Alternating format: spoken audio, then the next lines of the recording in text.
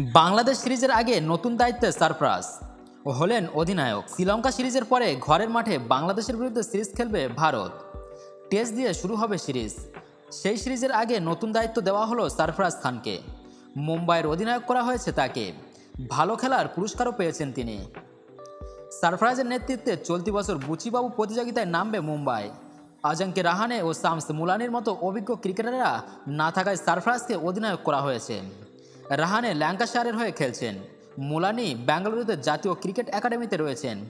মুম্বাইয়ের হয়ে ঘরোয়া ক্রিকেটে ৭১টি ম্যাচে ৪১১২ রান করেছেন সারফরাজ। ৬৮ গড়ে এই রান করেছেন তিনি। ১৪টি শতরানও রয়েছে। ঘরোয়া ক্রিকেটে ধারাবাহিক পারফর্ম করার পরেও জাতীয় দলে সুযোগ না পাওয়ায় একসময় নির্বাচকদের বিরুদ্ধে মুখ খুলেছিলেন সারফরাজ। দীর্ঘ প্রতীক্ষার পরে ইংল্যান্ডের বিরুদ্ধে টেস্ট সিরিজে সুযোগ পান তিনি। ৩টি টেস্টে ২০০ রান করেন এই ডানহাতি ব্যাটার। তবে বাংলাদেশের বিরুদ্ধে সারফরাজ ভারতীয় দলে সুযোগ পাবেন কিনা তা এখনও নিশ্চিত নয়। চোট পাওয়া লোকেশ রাহুল ও ঋষভ পান্ত সুস্থ হয়েছেন। তারা ভারতের মিডল অর্ডারে থাকলে সারফরাজের খেলা অনিশ্চিত। তবে বাংলাদেশ সিরিজে ১৫ জনের দলে সারফরাজ থাকবেন এমনটাই মনে করছেন বিশেষজ্ঞরা। আমাদের ভিডিওটি যদি ভালো লেগে থাকে ভিডিওতে একটি লাইক করে পেজটি ফলো করে যাবেন। ধন্যবাদ।